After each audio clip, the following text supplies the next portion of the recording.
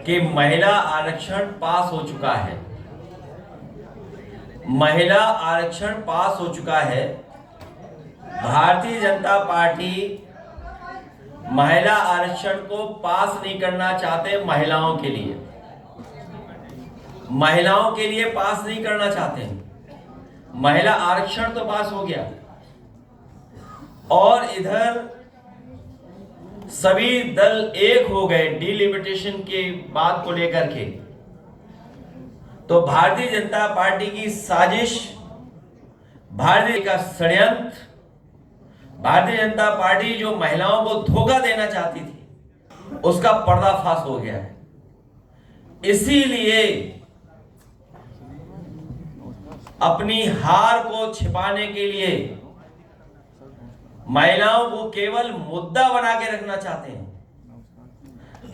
नारी बंधन को केवल नारा बनाना चाहते हैं।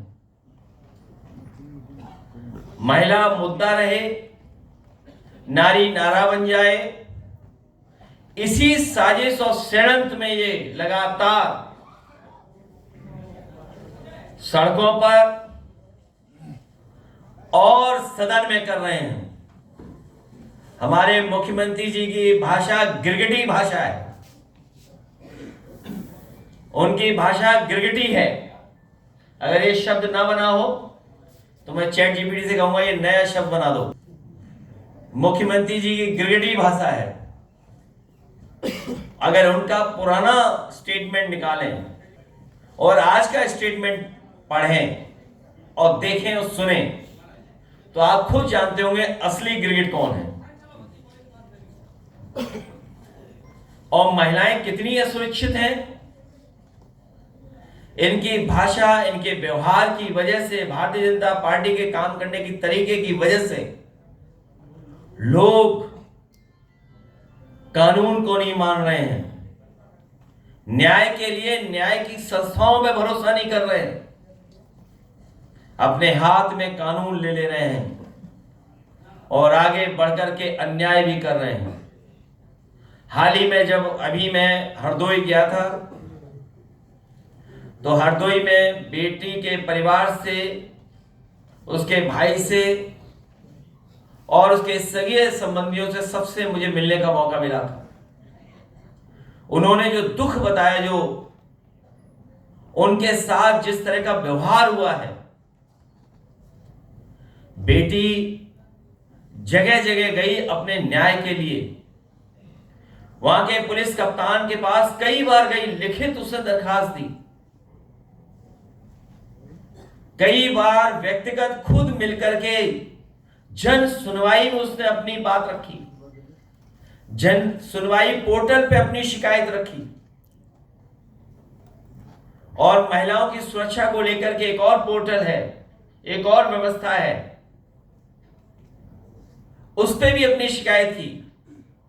थाने पे गए, कप्तान से मिले, एसओ, सीओ, जाने कितने अधिकारियों से मिले, लेकिन उसके बावजूद भी उसे न्याय नहीं मिला। और वर्चस्ववादी लोगों ने, भारतीय जनता पार्टी के समर्थित लोगों ने उसकी हत्या कर दी। उस परिवार की मांग है कि उत्तर प्रदेश की सरकार की जांच में उन्हें न्याय नहीं मिलेगा, उसकी सीबीआई जांच हो, उनके परिवार की आर्थिक मदद हो।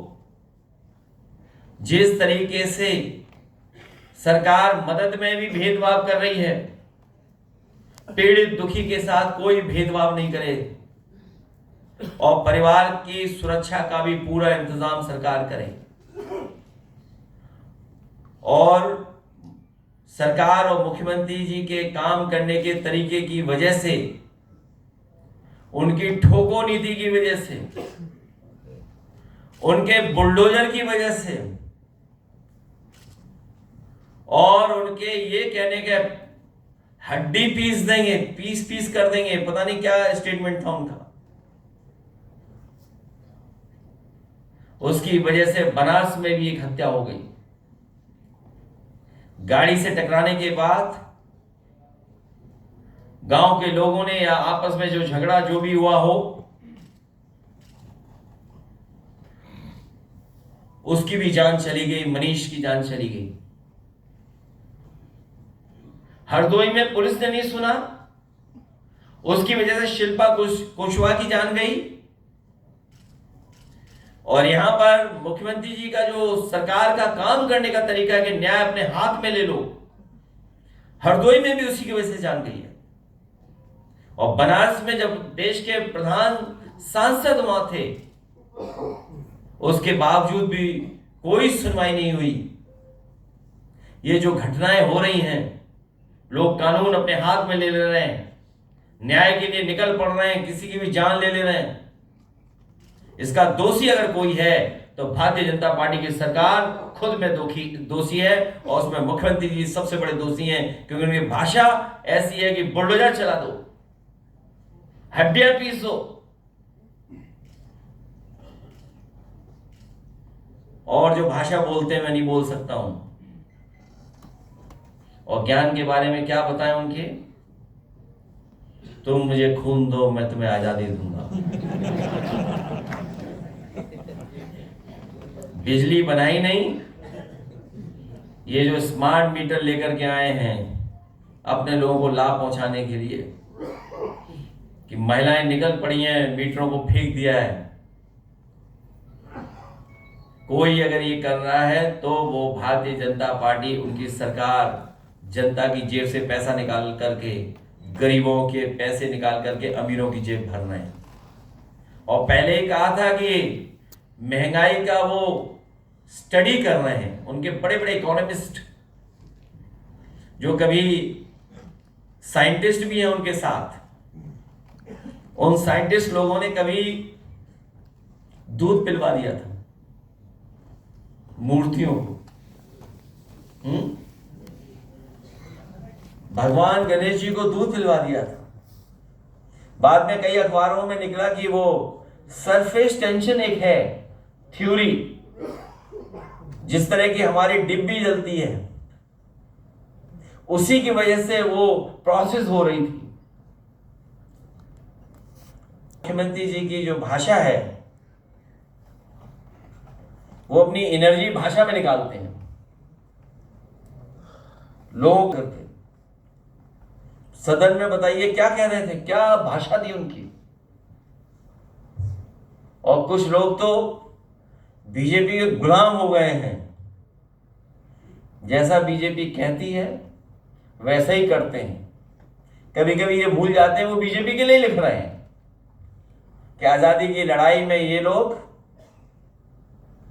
अंडरग्राउंड रह करके खुफिया बने हुए अंग्रेजों से मिले रहे।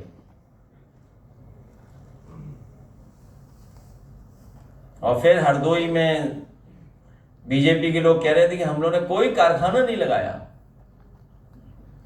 हम आपको बता दें, उत्तर प्रदेश का पेप्सी का, कोल्ड ड्रिंक का या पेप्सिको के जितने भी प्रोडक्ट बनते हैं, कई ड्रिंक्स हैं, एरेटेड ड्रिंक्स हैं, फ्रूट ड्रिंक्स हैं और कई प्रोडक्ट हैं, सबसे बड़ा कारखाना अगर कहीं लगा है तो वो हरदोई में समाजवादी सरकार की पॉलिसी के माध्यम से लगा है। मुश्किल बस इतनी सी है कि उस कारखाने में छोटा फेंटा नहीं बनता, लेकिन छोटा मिरिंडा बनता है वहां पर। जिनको कुछ दिखाई ना दे रहा हो तो उन्हें क्या हम बता दें। और उद्घाटन करने के बाद ही गंगा एक्सप्रेस वे बंद कर दिया गया है कि कोई नहीं चल सकता है। बड़ी मुश्किल से हम लोगों ने खुलवाया तो हम लोग चल पाए। इनके पहले भी उद्घाटन हम लोगों ने देखे, बरसात आते ही कुछ नहीं थी। इस बार भी बरसात आते ही देखना क्या क्या बह जाएगा, उसकी मिल जाएगी बहुत जल्दी।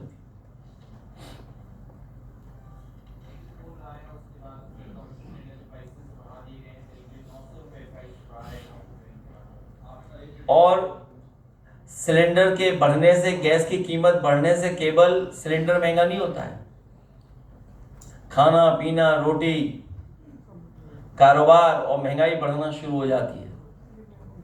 तो केवल सिलेंडर महंगा नहीं किया है, अब महंगाई बढ़ना शुरू हो गई है और देखते जाइए किस किस चीज की कीमत बढ़ेगी। ये अपने लोगों का मुनाफा नहीं कम होने दे रहे हैं, भ्रष्टाचार नहीं कम हो रहा है। अभी देखिएगा उत्तर प्रदेश में सभी सड़क बनाने वाले ठेकेदार जो हिसाब किताब कुछ करके आए थे, कभी कभी हमारे पत्रकार साथियों ने यहां भी सवाल पूछे थे, वो खुद हाथ खड़ा कर देंगे कि अब सड़क कैसे बनाएं।